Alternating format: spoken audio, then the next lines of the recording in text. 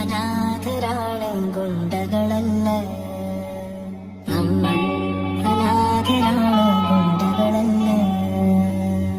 എന്തിനാട കൊന്നിട്ട് ഇയാളുടെ മകളും നമ്മളെ പോലെ തന്തയില്ലാതെ ജീവിക്കാനാണോ?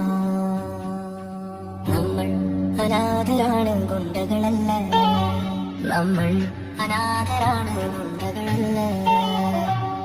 ജനിച്ചു